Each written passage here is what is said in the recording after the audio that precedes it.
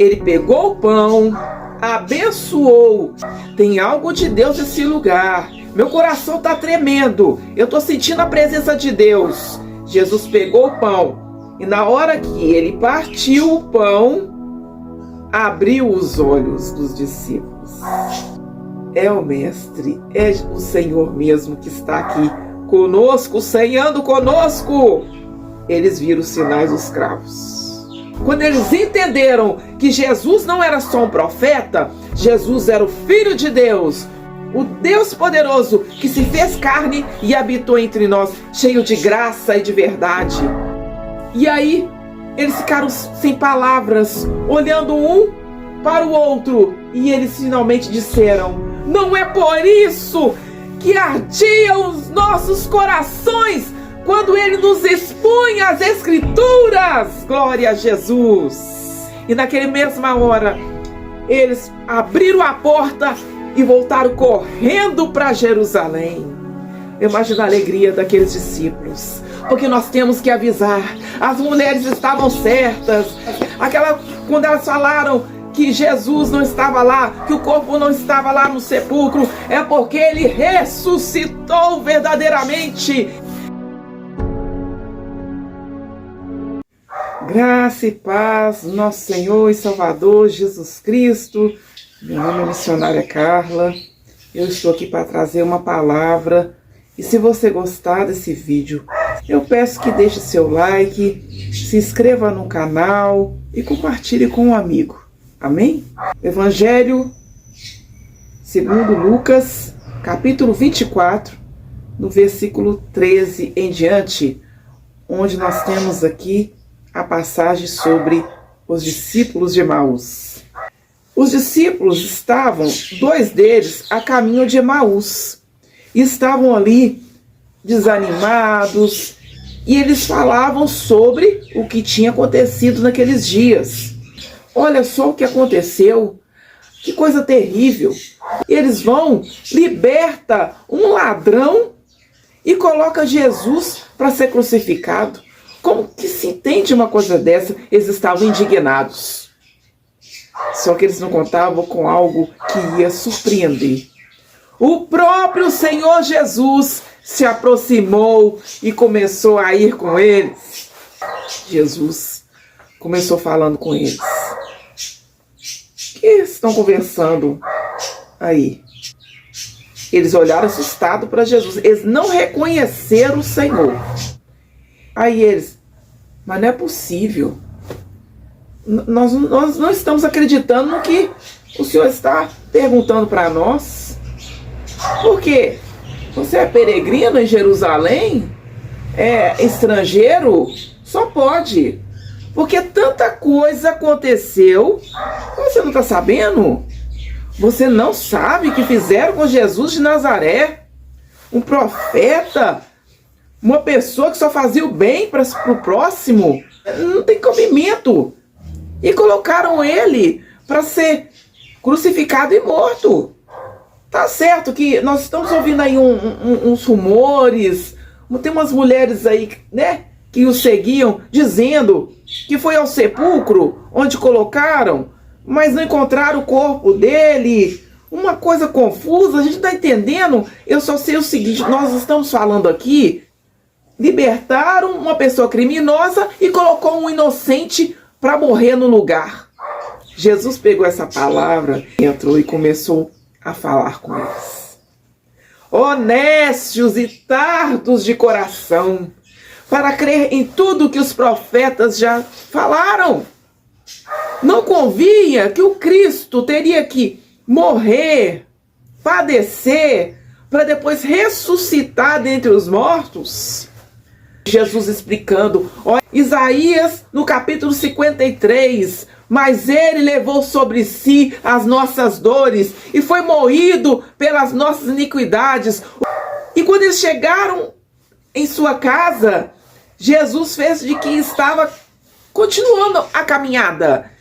E eles falaram: pousa em nossa casa, ceia conosco. O convidaram a entrar. Jesus estava ali, ele pegou o pão, abençoou. E eu imagino que os discípulos estavam com o coração acelerado. Tem algo de Deus nesse lugar. Eu estou sentindo a presença de Deus. E na hora que ele partiu o pão, abriu os olhos dos discípulos. É o Mestre, é o Senhor mesmo que está aqui conosco, ceando conosco. Eu sinto que quando Jesus fez aquele gesto costumeiro de abençoar a comida, abençoar o pão, eles viram os sinais dos cravos. Quando eles entenderam que Jesus não era só um profeta, Jesus era o Filho de Deus, o Deus poderoso, e ele desapareceu da presença deles naquela hora. Olhando um para o outro, e eles finalmente disseram: não é por isso que ardiam os nossos corações quando ele nos expunha as Escrituras. Glória a Jesus. E naquela mesma hora, eles abriram a porta e voltaram correndo para Jerusalém. Porque nós temos que avisar, as mulheres estavam certas. Quando elas falaram que Jesus não estava lá, que o corpo não estava lá no sepulcro, é porque ele ressuscitou verdadeiramente. E quando eles chegam lá em Jerusalém, os apóstolos abriram as portas, eles entraram, trancaram as portas. Vamos trancar, porque nós podemos ser perseguidos. Jesus foi perseguido e agora eles estão atrás de nós, que somos discípulos de Jesus. Deixa tudo fechado, deixa a janela fechada, deixa a porta fechada, não deixa nenhuma brecha aberta. Vamos ficar quietinho aqui dentro.